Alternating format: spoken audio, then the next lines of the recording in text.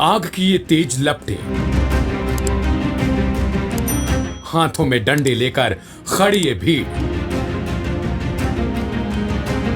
और फिर बेकाबू हुई इस भीड़ को दौड़ाती हुई पुलिस।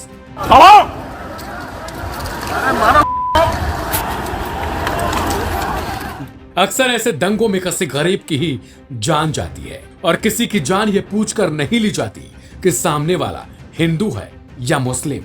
बहराइच में राम गोपाल मिश्रा की मौत जहां ऐसे ही ढेरों सवाल पूछ रही है, तो इसके साथ ही एक बार फिर से चंदन गुप्ता का मामला जिंदा हो चुका है।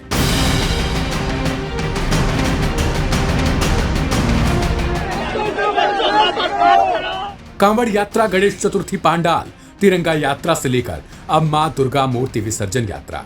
सवाल है कि ऐसा क्या होता है जो दोनों पक्षों को आमने सामने ला देता है और फिर कोई एक और बन जाता है राम गोपाल मिश्रा या फिर चंदन गुप्ता। अब जिक्र है जब चंदन गुप्ता का, तो सवाल है कि आखिर चंदन गुप्ता और राम गोपाल की कहानी एक जैसे ही क्यों है। दरअसल ये कहानी कासगंज की है।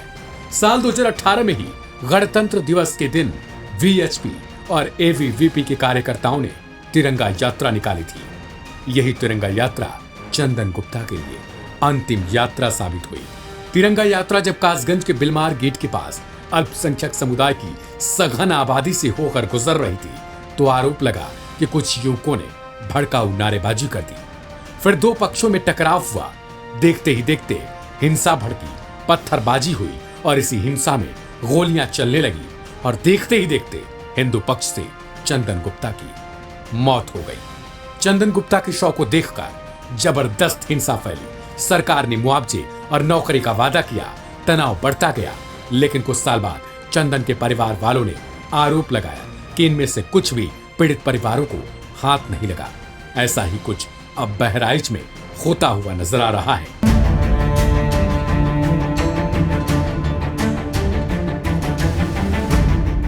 पीड़ित परिवार आज सीएम योगी आदित्यनाथ से मुलाकात करते हुए नजर आया, जहां सरकार ने हर चीजों का भरोसा दिलाया।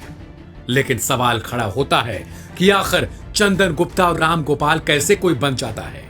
आखिर इन्हीं की जानें ही क्यों जाती हैं। समाज में हर धर्म में कट्टरपंथ की भावना अब जहर बनती जा रही है, जो देश के लिए खतरनाक है। बहराइच में वीडियो वायरल होने के बाद कई सवाल खड़े हुए कि आखिर राम गोपाल को वो कौन से लोग थे जिन्होंने झंडा उतारने के लिए उकसाया, फिर वो कौन से लोग थे जिन्होंने झंडा उतारने के बाद कत्ल जैसी वारदात को अंजाम दे दिया। उन्हें किसने उकसाया। जिस भारत में संविधान का जिक्र होता है, क्या वो सिर्फ चुनावों के लिए है?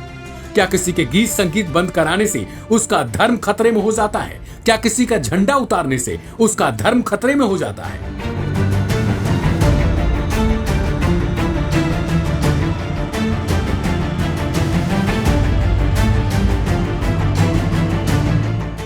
चाहे वो मजहबी गीत संगीत बजाने की बात हो या फिर समुदाय विशेष का इलाका कहने की बात हो। जब भारत धर्मनिरपेक्ष देश है, तो किसी हिंदू की गली और किसी मुस्लिम की गली या मोहल्ला कैसे हो सकता है? छोटी छोटी घटनाओं पर जान ले लेने की प्रथा आखिर कब समाप्त होगी? हिंसा, भीड़, नारेबाजी, बवाल, दो समुदाय आमने सामने, ये शब्द ऐसे हो गए हैं जो इंसानियत के लिए दिन पर दिन खतरा बनते जा रहे हैं। आज की क्राइम कथा रिपोर्ट में फिलहाल इतना ही। बाकी की तमाम सारी अपडेट्स के लिए सब्सक्राइब करें लाइव हिंदुस्तान।